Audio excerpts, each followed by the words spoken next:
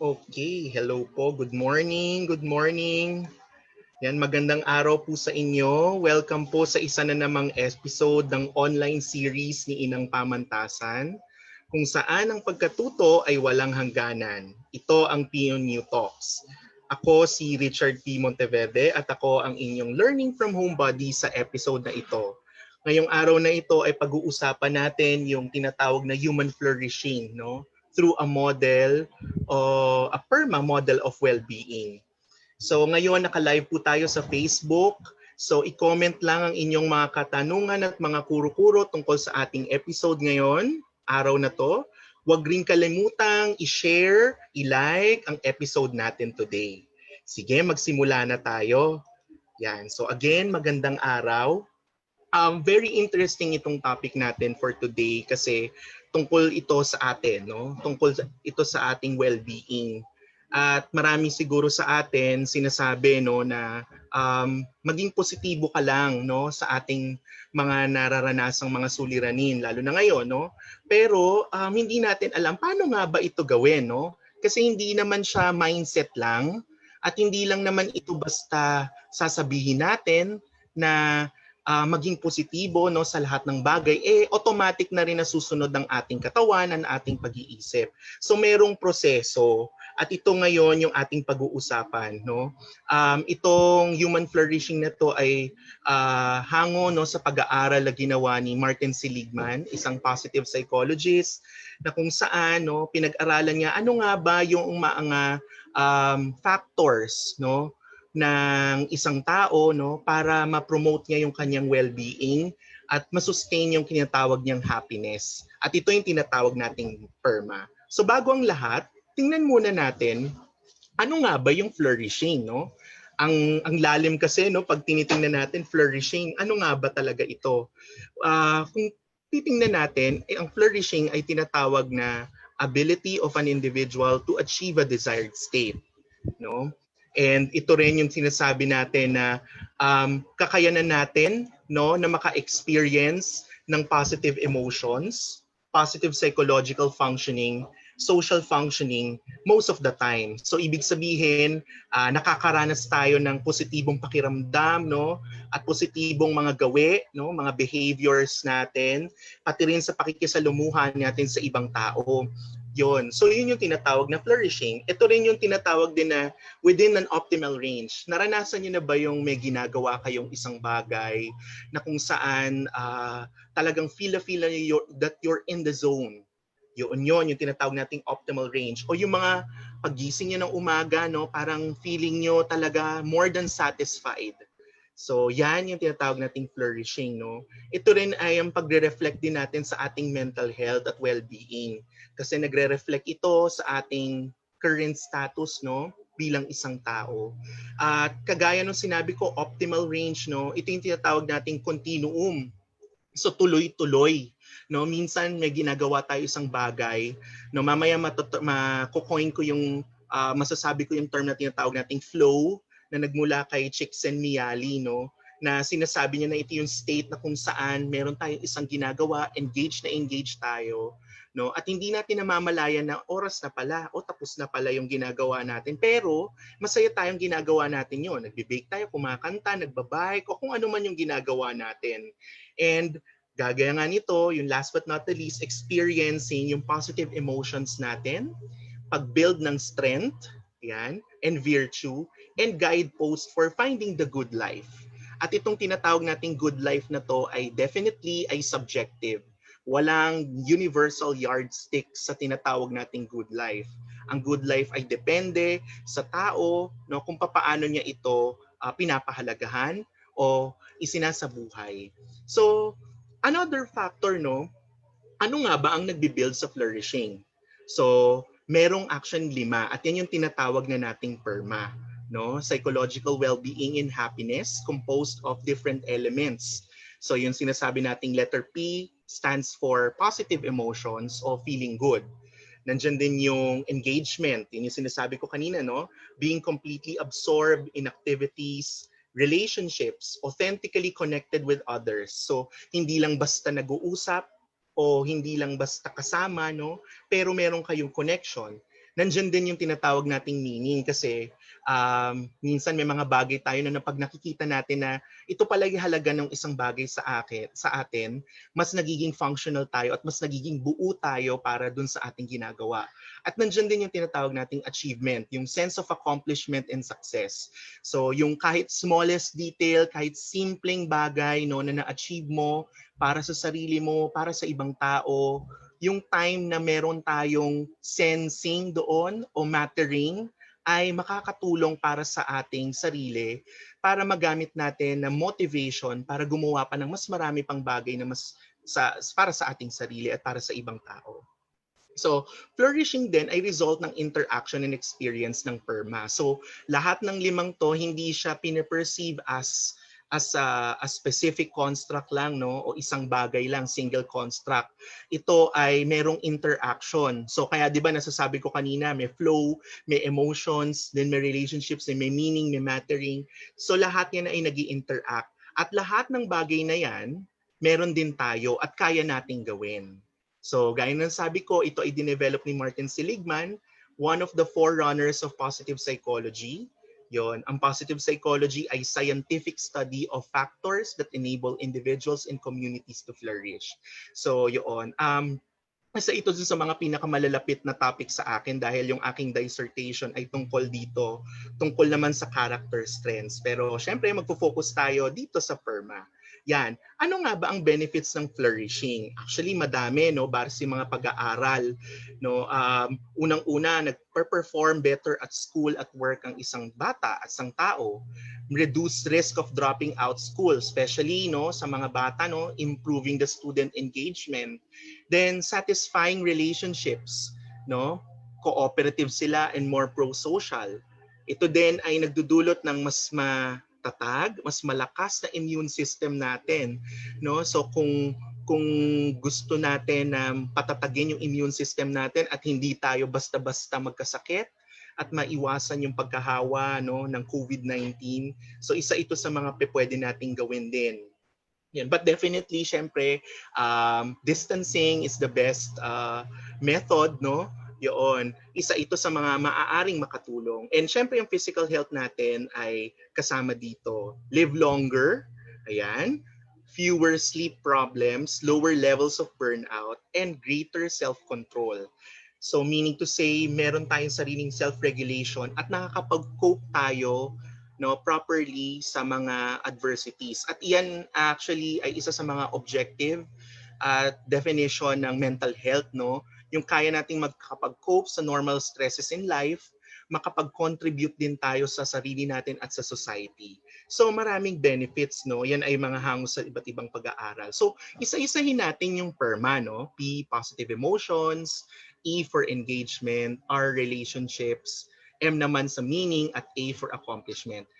Yung mga susunod na slides no, papakita natin ano yung ano yung PERMA at papaano natin ito gagawin. At sa mga huling presentation slides naman, pag-uusapan natin ano naman yung implication nito sa ating sarili, anong implication nito sa education, no? Anong implication nito sa curriculum development at sa marami pang iba. Ayan. So sige, simulan natin sa letter P. Ayan. So ito yung unang-una no, sinabi ko kanina, positive emotion. So ano nga ba ito? So it's more of feeling of contentment and joy. Yan, naranasan nyo na ba yon? And then yung pagkakaroon din ng explosive excitement dahil sa isang bagay na nakita natin, nakuha natin, naintindihan natin, no? Yon. And it goes beyond and involve acceptance of past regardless of how bad it was and anticipating what the future holds. So very important yun dito, yung acceptance of the things that we cannot control and acceptance also of the things that we can control and doing things that can help us gain a sense of inner control. Yan. And then it's also part of reframing our thoughts and beliefs. So meaning to say, meron tayong conscious effort to somehow try to see the other side of the coin in every situation. So yung ating mga negative thoughts and beliefs, tinatry natin siyang i-reframe at sina-challenge natin. Then, Ano ang halaga nitong positive emotion? So, actually connected ito sa ating mga neurotransmitters, no, na kapag nakakaranas daw tayo ng positive emotions, na-activate yung ating dopamine at serotonin. Ito ay mga tinatawag na happy hormones na nakakapag-promote ng sense of contentment. Kaya 'di ba kapag nakakaranas tayo ng mga masasayang emosyon, no, meron tayong sense of contentment. So parang kahit anong mangyaring hindi maganda diyan, no one can bring you down. Naranasan niyo na ba 'yon? So I'm sure naranasan niyo naman 'yon, no? At ang tanong na lang doon, ano yung mga factors na nakatulong sa atin para maranasan natin 'yon? Pwede ba nating ma-recalibrate uli 'yon o ma-repeat natin yung pagkakataon na 'yon? So papaano nga ba ang gagawin sa positive emotion? So mayroon tinatawag na gratitude exercises, cognitive reframing, and reaching rock bottom exercise. So isa-isahin natin. So sa gratitude exercises, suggested na pagising sa umaga, what are the 5 things that you're thankful for? So anything, no? Iisipin nyo, simula ng araw ninyo, pagising ninyo, ano yung 5 bagay na yon? So it's setting up the mood, setting up the emotions, no? Sa isang araw na yon. And pwede rin na 5 things that you feel important for you today to be achieved. So, setting the tone uli, no? So, kasi the setting the tone and setting the emotions, no? And focusing on that gratitude, it's also a character strength, no? Ang nakakatulong para makapag-focus tayo doon sa positive emotions natin at nakaka-stimulate ito ng positive emotions natin. Dahil nare-recall natin yung mga bagay na meron tayo, nabibigyan tayo ng pagkakataon makita yung mga bagay na hindi natin gaano na malinaw o hindi natin nakikita.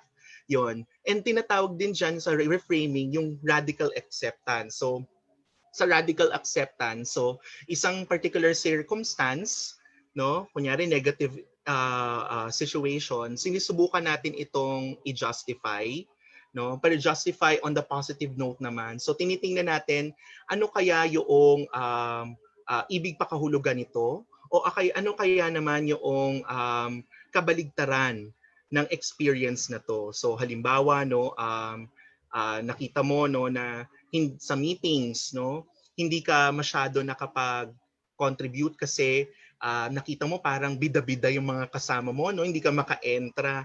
Pero kung on the positive note, no, on the negative note, sige, sabihin natin. So, situation as it is, you felt parang hindi ka nabigyan ng pagkakataon magsalita. You were offended. Pero kung titingnan mo naman on the positive note, maaari din na may mga nakuha ka na mga mahalagang impormasyon doon sa kanilang sharing, no? At ito ay mas makakatulong din sa iyo, no, para pag ikaw na yung nag-share ay mas malaman yung mabibigay mo o mas marami kang makakontribute. Pwede rin tingnan din natin sa perspektibo na wow, marami pala sila nako-contribute. So I'm part of a team na na contributing para dun sa aming major goal. So isa yon sa mga pwede nating tingnan, no, sa radical acceptance. O kaya naman, no, pwedeng yung isang tao na nakasalubong mo, no, kasi hindi ka pinansin. Yon, so parang syempre, parang you will feel, of course, no, parang offended ka, o kaya naman parang anong problema nun? Pero kung titingnan natin, no, radical acceptance, baka maaring takot siya, no? O kaya naman hindi siya talaga namamansin kasi nga masyado niyang sineseryoso ang physical at social distancing. So mga ganung bagay, no? And nandiyan din yung tinatawag nating mindfulness. I think may mga tawag dito activities na ginawa, no nakaraan about mindfulness. So sa mindfulness naman, ang pinaka point naman dito tinatanggap natin yung situation as it is, yung experience as it is, at tinitingnan natin, no, kung nasaan tayo dito, becoming more self-aware dun sa ating bawat kilos o galaw, no? Pero habang naging self-aware tayo, tinatanggap din natin yung mga bagay na maaring hindi natin alam, hindi natin sure, o maaring hindi natin nagagawang nagagawa based sa ating expectations. And that brings us to the last point, which is more on recalibrating expectations about happiness. Kasi maaring kaya hindi rin natin na-achieve yung talagang optimum na positive emotions o yung tinatawag nating happiness. It's because of the expectations that we've set about happiness. So ano nga ba yung happiness para sa atin? Kasi mahalaga na i-validate natin yan at naibabangga natin sa reality, no? And at the same time, no, achievable ba yan? Realistic ba ang sense of happiness mo? Yung sense of happiness kasi, no, mas maganda o mas nakaka-motivate, no, para ma-achieve kung ito ay realistic and achievable. So yung ating mga psychological needs, no, na parte ng ating happiness ay magandang nakikita natin na i-recalibrate natin. Halimbawa lang, no, psychological need for freedom. So alam natin ngayon na in terms of the need for freedom, talagang maaaring mababa dahil nga rin sa general community quarantine at sa mga parameters, no, ng social distancing or physical distancing. But then again, pwede nating i-reclassify yon, i-recalibrate, i-rewrite yung ating expectations about happiness na ang happiness sa akin, ang happiness, maaari na yung simpleng pagpunta lang sa grocery store, pagbili ng kung anong gusto mo. So, it gives us a sense of freedom. So, maaring sa ibang tao ganon. Maaring iba naman sense of freedom yung nagkakaroon sila ng time para sa sarili nila. So, we might want to check our definitions of happiness so that we can be able to tap our positive emotions. So that's letter P in the PERMA, positive emotions. The next one is very important and sa tingin ko very relevant din because it's about engagement. So sabi nga natin, 'di ba, yung engagement na may ginagawa ka, no? Nakikita mo yung halaga mo dito sa ginagawa mo, no? At sa engagement, ito yung state na kung saan na-flood yung body natin with positive neurotransmitters that elevate one's sense of well-being. It helps us remain present as well as synthesize the activities where we find calmness, focus, and joy. And we also have the need to be absorbed in the current moment.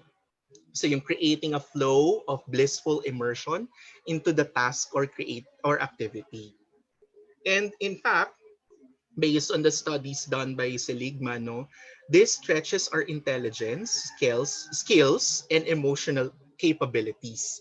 So, yung flow na tinatawag natin, yan yung tinatanong ko kanina, ano ba yung isang bagay na ginagawa nyo na hindi nyo namamalayan yung oras, yung panahon, na i-enjoy nyo isang bagay. At ang tanong ko rin dyan, no, at lagi ko rin tanong sa mga estudyante ko at sa mga kakilala ko, no, when was the last time that you did something that you really enjoyed the most or you enjoyed yourself doing it? When was the last time? Is it possible to do it again? Yan. So, paano nga ba ginagawa ang engagement? So, it's more on doing what you really love doing. So, yun, playing instruments, drawing, painting, cooking, baking, biking, etc. So, yung iba ginagawa, no, cooking din, no, may mga cooking shows, ayan. So, may mga kaibigan ako, nakikita ko sa Facebook, no, yun yung ginagawa nilang part ng engagement. Meron namang iba engagement din, paglalaro dun sa mga anak nila, mga pamangkin. So, o kaya naman yung iba naman, nagbabike, although syempre observing physical distancing pa rin, and many more. Actually, maraming pwedeng gawin sa engagement. Anything that you really enjoy doing. So, syempre naman, no, maaaring iba sagutin sa inyo, nag-enjoy ako sa work. Well, oo naman, fine. Pero sinasabi dito sa engagement, yung isang bagay na kahit hindi ka bayaran, gagawin at gagawin mo. No? Masaya kang ginagawa ito. So, and also engagement entails liking what you are doing. So, sometimes, di ba, may mga bagay na nare-realize natin na una, okay lang, neutral lang itong bagay na to. Pero nung ginagawa na natin, nag-enjoy na tayo. So, maaari rin tong opportunity sa inyo na maghanap ng mga activities sa pwede niyong gustuhin. Hindi kayo limited doon sa mga bagay na ginagawa lang ninyo dati. Yan. And deciding on what makes you involved, interested and absorbed. So yun yung engagement. And it's very important because once we have achieved that flow, no, the flow helps us stretch our capabilities, our emotional capabilities, no? So mas nagiging socially functional tayo, compassionate, no? And then at the same time consistent. So that's how engagement works. So that's letter E from the PERMA. Then we also have relationship. Ayan. Ito very important, no? Engaging with life-enhancing connections and cutting ties with life-threatening ones. So, life-threatening ones kasi may mga, alam naman natin, no? May mga friends na morning friends lang, no? Or afternoon friends, half-day friends kung tinatawag natin, no? So, yun. So, maaring hindi na sila nakakatulong sa atin. So, it's good to cut ties. Um, don't blame yourself too much, no, na or sabihin na natin mag-moralize sa sarili na no, hindi dapat nagbo-burn ng bridge. Yes, oo naman. Tama naman din. Pero kung labis na ito nakakaapekto sa iyong sarili, maaring pwedeng mag-move away ka muna, no? So yun yung cutting ties. And syempre rekindling yung mga life-enhancing connection. So this time is also the best time, no, to rekindle the relationships that you have. So yung mga dating kaibigan ninyo, nung college kayo, nasa school pa kayo, o mga kasati sa trabaho ninyo, o yung mga kaibigan nyo na talaga na hindi nyo pa nakakausap. So it's also a time to rekindle the relationship. Because in relationship, we thrive on connections that promote love, intimacy, and a strong emotional and physical interaction with others. And strong relationships provide support in difficult times that require resilience. So yung social support, no, marami ng pag-aaral na napatunayan 'yan. At in terms of neurology, no, yung pain centers natin ay na-activate kapag tayo ay na-isolate. Kaya nga rin maaring isa sa mga reasons kaya maraming namamatay at nati-trigger yung mga sakit ngayong quarantine is that they're really isolated from their families, from their significant others, which is relationship, no? Relationship is very important. So, yan yung nangyayari. So, it's more of reconnecting, rekindling meaningful relationships. So, yun. So, paano nga ba natin gagawin? Although nakapagbanggit na ako ng mga ilan kanina, no? Reconnecting with old friends, maraming bagay, no, pwedeng gamitin sa social media. Then spending quality time with people you love and enjoying it. Yan. So quality time with family members, with your dogs, no, mga pets, o kaya naman kung anybody, no, na significant sa buhay mo. Then cutting ties from life-threatening connections. So it's good to move away and to cut ties, no, sa mga nakaka-stress sa atin na relationship. So yun. And then communicating your love language, your motivations. It's also important, no, in relationship that you communicate, no, your love language and your motivations. And nandito rin yung analyzing games and scripts that increase, no, sense of love and belongingness.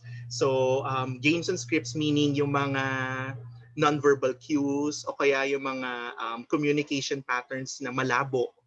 Yan. So minsan kinakailangan mas linawan. It can help you broaden your relationship. Then we also have what we call meaning. This is very important, no? Because this answers the why we are here on this earth and having a sense of purpose and a sense of impact. Yan. Having a sense of direction where life is going. So very important yun, no, sa isang tao. 'Di ba? Kapag minsan nalalaman natin na ito ay para pala dito, mas nakaka-refresh, mas nakaka-motivate gumawa pa ng mga positive behaviors. And meaning also is a feeling life, no, that is valuable and worth living, and personal narrative of mattering. So actually, meaning is more about mattering. What matters to you most? So ngayon, babalik tayo sa essentials, no? Asking what matters to you most, because life is about mattering. And meaning is also being sought. No, it is not automatic. So this meaning in PERMA is also connected with positive emotions. So yun, no, and then meaning is also a choice, no. That's why we said mattering. So ano nga ba yung definition ng happiness para sa iyo? At yun yung isabuhay mo. At ano nga ba yung mga tinuturo sa atin ng ating mga experiences, no, para mas maging buo tayo bilang tao. So yun yung meaning. Paano nga ba ito ginagawa? So reframing one's thoughts amidst an adversity. So meaning to say, focusing on the things that you've learned in the process. Yan. So ano nga bang tinuturo nito sa akin? So kahit mahirap, yan magaling ang mga PNU students diyan. Yan, no? And then checking on the deeper implications of circumstances. So meaning to say, hindi lang paimbabaw yung tingin natin sa isang bagay.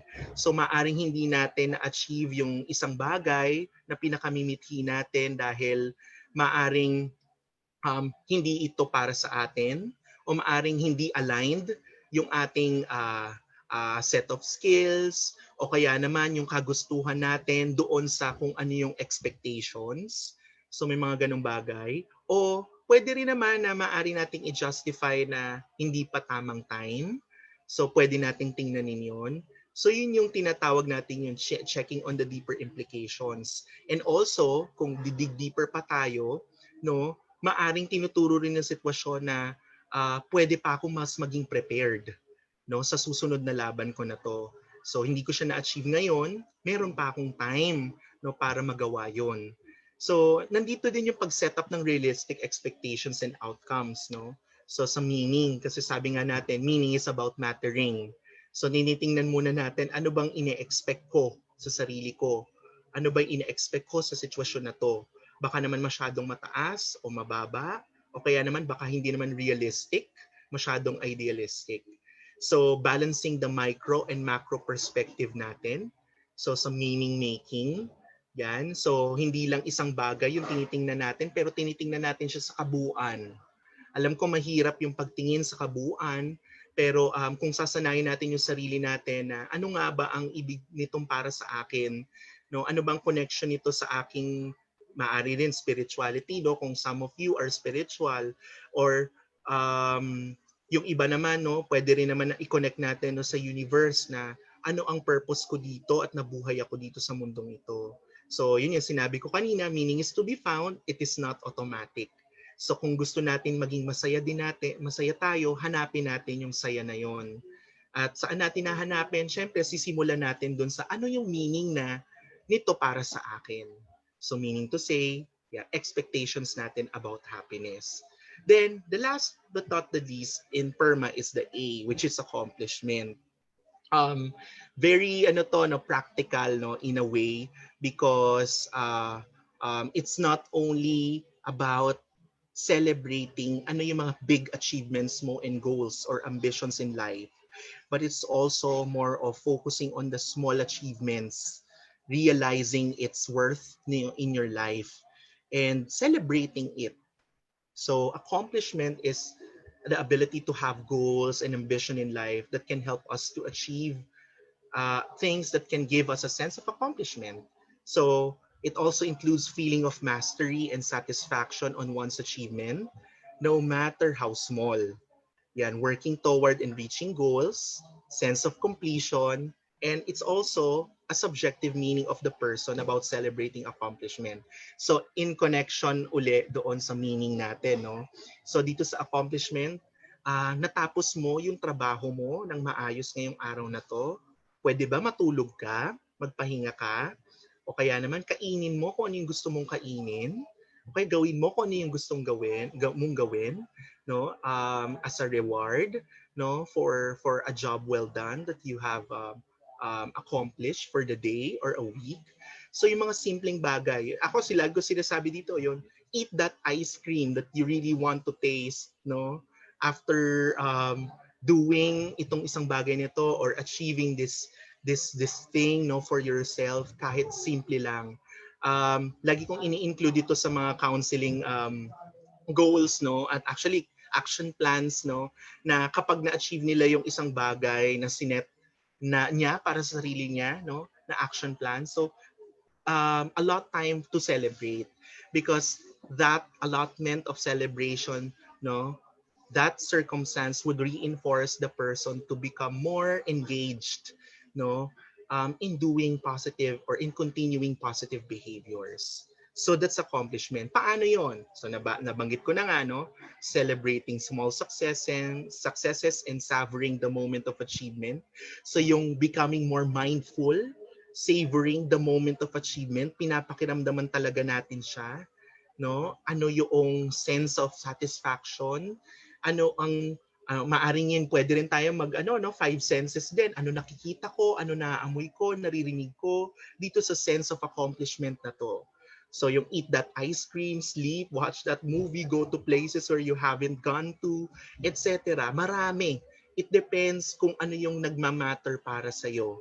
Then set up of realistic goals then without infringing on the rights of others and having a routine and injecting gradual changes. So in accomplishment, actually, advisable na dapat tinitingnan mo din yung building blocks ng bigger goal mo. So you have a bigger goal and then create several building blocks on achieving that accomplishment or in accomplishing that major task or that thing that you really want to achieve. And then for every building block that you have achieved, no, you're developing a routine, okay, hanggang sa makuha mo na yung pinakagusto mo, yung grand achievement for you. But then again, yung routine na having celebrations in small successes is really advisable and would help you stimulate positive emotions, no, and happiness, no, habang ginagawa niyo isang bagay na ito. So accomplishment. So that's the last one in PERMA. Pero meron dito, letter H, no? Parang mga pangalan ng Filipino, no? Sandra. So may H. So but din ito, PERMA, may H din. Pero sa mga bagong mga pag-aaral, no, at ng mga researches na publish, health ay kasama dun sa PERMA. So yung tinatawag natin vitality. Important din sa one's well-being. So ito din yung pagkakaroon ng subjective sense of health. Yan. So meaning to say, hindi lang siya physical health lang. So nagsisimula siya sa mindset natin. Yung kaya nga, di ba sinasabi nila na its age is just a number. So similar to this, no? Health is also is subjective. So aside from being objective about your health concerns, di ba? So, yon, feeling good and healthy each day, taking care of your body and listening to it. So yun yung mga pwedeng gawin natin. Paano? Meron tayong daily body scanning exercise. So it's also a form of mindfulness, no? Na we give time, no? We allot time to check ano yung mga nararamdaman natin from head to toe. Yan, slowly but surely. Yan, so para malaman natin kung meron bang masakit sa akin o may kailangan ng bigyan ng uh, check-up, no? Then eating on the right time, very important 'yan. Sleeping on the right time. Yung right time naman depende yan sa kung ano yung schedule ninyo. Pero siguro yung maganda dito hindi nagsiskip ng eating. Yan. At syempre hindi nagsiskip ng rest. So you give time to rest and at the same time moderating activity. So lahat ng bagay, ito naman yung sinasabi ng mga doktor, moderation. So meaning to say, so kung nagsisigarilyo, umiinom, others talaga ganyan or kumakain no ng sobrang dami, siguro yon magandang din check natin no kung how we can moderate those things kasi lahat ng sobra, lahat ng kulang, yun naman din ay nakakasama sa ating health. Ganon din sa ating psychological well-being, no? Lahat ng sobra, lahat ng kulang ay nakakapagdulot, no, ng mga hindi magandang outcome sa ating sarili. So, yun yung tinatawag nating PERMA, no? So, in summary, so we have engagement, so the flow, how we think, feel, yon. So, when we are fully engaged, we also have the positive emotions, no, feeling good, the pleasant life, comfort, warmth, and so on. We all also have relationships, yeah, authentic, meaningful, life-enhancing connections. We also have meaning, sense of purpose, passion, fulfillment, and we have that achievement, no, inspiration, action, mastery, Yan. And last but not the least, then we also have the wellness, the vitality, no? Yun, ating physical health. So not part of the theory siya, pero na-connect pa rin natin, no? At yun ay na-validate ng mga iba't ibang mga pag-aaral. Yun. And the goal of well-being theory ni Martin Seligman, itong PERMA, is to increase the flourishing. So increase the ability of the person to become actualized of who or she really is. Yun. So yun ang well-being. And ano nga bang implications nito? No? So actually madami. Unang-una dito, PERMA provided us a positive education model, recovery approach. So this can be integrated in psychosocial and psychological interventions, no? Na sabihin na natin na mas malinaw yung outcomes as compared to the other models in counseling and psychotherapy. And at the same time, it's more focused on recovery, yan, of individuals.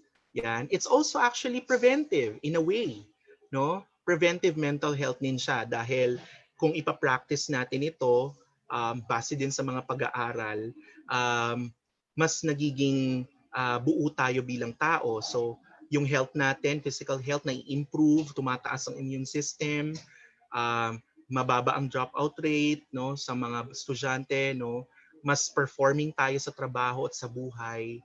Yon. Then it's also important that we talk about curriculum integration and teaching of well-being. Actually, pwede namang curriculum mapping din. So tinitingnan din kung ano yung mga competencies na nagre-reflect ng PERMA. Kasi for sure meron naman, more specifically yung mga socio-emotional skills na very important ngayon, no? Yan. Then it also provided the practical, evidence-based, and experiential practice of teachers. Ayan. Educational managers and other stakeholders. So very practical, madaling gawin. Hindi siya sobrang theoretical, no, kasi it's more about well-being, no, and evidence-based din dahil marami na ring pag-aaral ang na sumusuporta dito sa PERMA model. And it can be also a framework for integrating mental health programs in the workplaces and communities. So para dun sa mga nag-iisip, no, paano nga ba integrate ang mental health, pwede ninyong simulan dito. Yan, simple lang muna. Yan. Then saka tayo magdagdag ng iba pa, no, na pwedeng interventions pa, no, para sa inyong mental health programs. Then kadugtong nito actually yung character strengths and virtues. So isa rin ito sa mga pag-aaral, no, sa positive psychology. So maaari rin itong i-map at i-integrate doon sa curriculum. So at yung bawat character strengths kasi and virtues din ay nagre-reflect din kung paano natin magagamit yung PERMA, no, sa ating well-being. So anong mga sabihin na nating strengths sa ating sarili, yung pwede nating i-press o i-tap, no, para makapag-promote ng positive emotion, ng engagement, ng relationship, ng meaning, ng accomplishment at ng vitality. Yun. So, what now, no? After this session, ano bang pwede nating gawin? Well, ako, I invite everybody to practice PERMA. So, yung mga suggested steps. Next is integrate it in your self-care exercises. So, pwede ninyong isama yan, no, sa inyong daily routine, mental health routine. Pwede rin, no, third one is to influence people to do the same, your co-family members, your loved ones, significant others, estudyante, no, o kaya mga katrabaho. So, makakatulong at makakatulong. And then, syempre, I also invite you to do your own set of PERMA, meaning to say contextualizing the practices on your own. Because again, sabi ko nga, this is about mattering. So what matters to you most? Yon, and paano ito mas magiging applicable para sa iyo. So at paano natin ito sabihin na natin mas magiging effective para sa iyo kasi maaring ito yung sinasabi na dinefine din, no, ng pag-aaral ni Seligman, pero para sa sarili mo naman, maaring sa iba siya na-apply. Yun. I think this is now the last slide. So I'd like to close this session with a quote from Seligman. The genius of evolution lies in the dynamic tension between optimism and pessimism, continually correcting each other. So, in relation to that, hindi natin marirealize yung totoong meaning ng positivity kung hindi natin din tinatanggap yung negativity.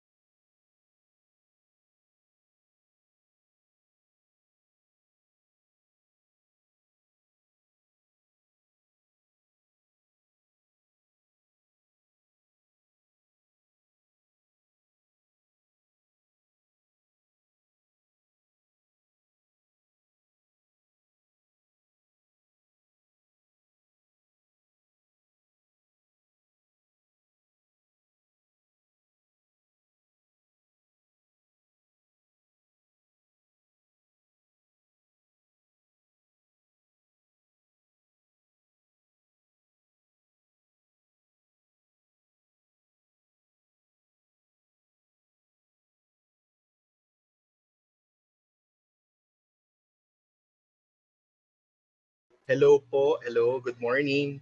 Ayan, sorry. Hello po, good morning. Yan, nawala po, naputol. I'm sorry. Hello po.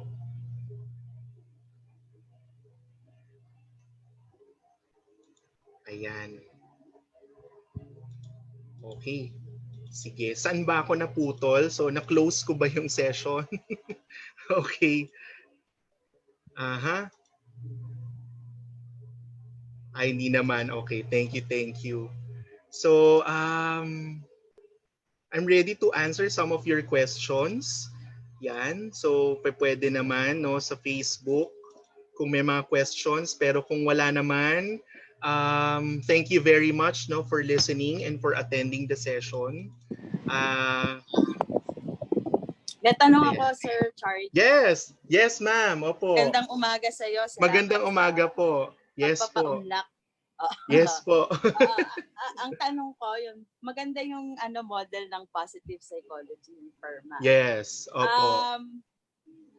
Siyempre, anybody can adopt this. This is beyond situation that you're having. Pero siyempre may mga tao na ang daming problema sa buhay. Their environment is not that ideal to evoke that kind of positivity. Yes. Opo, opo. Ano yung mai-advise mo para pwede pa rin nilang i-adapt ito despite the odds around? Mhm. Actually, very good po yung tanong, no. Actually, yan din po yung mga tanong din po sa akin. Well, pwede namang simulan sa kahit ano dun sa PERMA. So, pwedeng magsimula halimbawa sa engagement. So, ano yung isang bagay na sa tingin nila ay pinakamadaling magagawa nila, no? Para ma-experience nila halimbawa yung flow o ma-feel nila na meron silang sense of accomplishment. So another then is also about meaning. So meaning to say, recalibrating ano yung definition niya ng happiness o kaya naman ano yung subjective definition niya ng kanyang sabihin nating satisfaction, no? Kasi ang happiness naman subjective at syempre yun ay nag-a-adapt sa kung ano yung ating environment, ano yung ating kinalalagyan, ano yung ating circumstances sa buhay, ano yung mga adversities na na-experience natin. Pero ako, isa dun sa mga suggestion ko sa ganyan, yung mga sobrang nakakaranas talaga ng negative emotions, aside from consulting a helping professional, is that to grieve. So, meaning to say, allow yourself to grieve, allow yourself to feel that negative emotions, allow yourself to feel what you want to feel. I think yun yung magandang unahin na gawin ng isang individual, no? Kasi sabi ko nga hindi nila ma-experience yung positivity o ma-appreciate ito kung hindi nila matatanggap yung kanilang kinalalagyan. At sinasabi ko na pinakamandang gawin nga talaga is to grieve. So allow yourself to grieve about the situation that you are in, and also after grieving, um, allow also yourself to transition, no, slowly but surely, to doing the things that you want to do again. Yun po. Oo. Siguro actually hindi ko pa man alam yung PERMA model. Siguro ina-adapt ko Opo. ito sa buhay ko. Yes. All of us have always that way of adapting and looking forward to the future. Ano lang ako struck lang ako dito sa positive emotion kasi I remember yung sobrang hirap ng buhay, hindi mo alam kung Yes. saan ka kukuha ng hindi ko alam kung naranasan nyo to, no? Pero when I was a student, ganito yung mga naranasan ko, yung how to get by day by day. Yes. Opo, That opo. alone was my problem. Pero maganda Opo. tong positive emotion kasi ang way of coping ko nito before is gratitude and hope. Pero more on hope. I looked at the future. I was always looking forward to what the future may bring me to the positive. So regardless of my situation then, I was able to be kind to others, to have that kind of gratitude, and I think the daily problem was not at all so hard to bear.